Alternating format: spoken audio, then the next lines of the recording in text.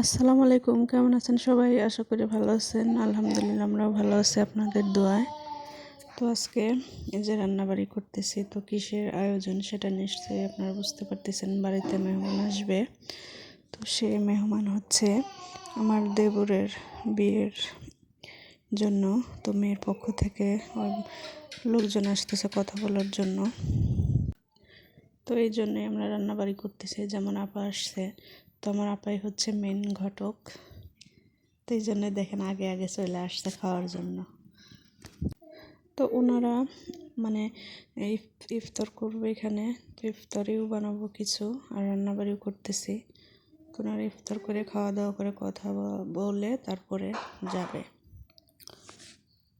তো এই জন্য আমি চুলার পরে বসছি, আর আমার আপা আর তানজিলা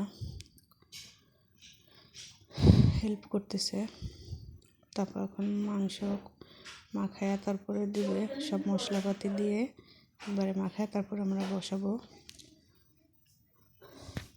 তো ছোটো মাছ চচ্চড়ি আর গরুর মাংস, আলু ভাজি, পোলাও, ইলিশ মাছ, ডিম এগুলোই করব। তো পুরোপুরি শেয়ার করতে পারবো না, কাজের খুব চাপ, তো বেশি ভিডিও বড় করতে পারবো না। তো যতটুক পারবো ততটুকুই শেয়ার করব আপনাদের সঙ্গে।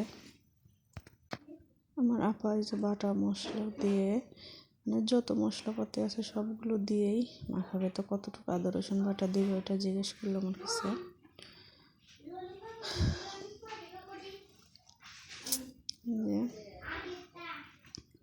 তো আমাদের পাবনাতে এরকমভাবে মাংস মাখায় তারপর একবারে পানি দিয়ে বসাই দেই। তো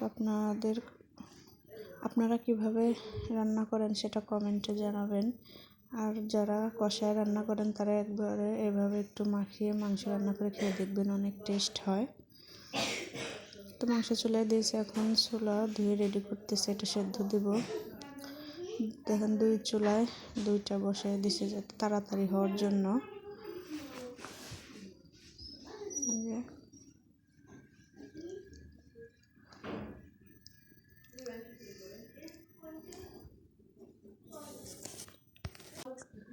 আমি এখন আলু ভাজিটা চুলায় দিয়ে দিছি, তারপরে আলুর চপ আর বেগুনি বানাবো।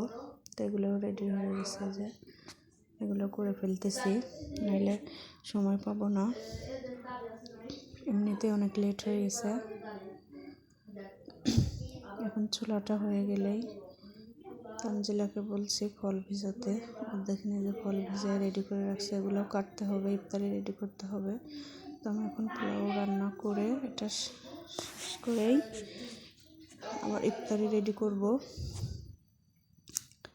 রান্না শেষ, এখন এই যে ইফতারি রেডি করতেছি বাড়ির লোকের জন্য আর ওনাদের জন্য, সেটা আরও আগেই করা হয়েছে।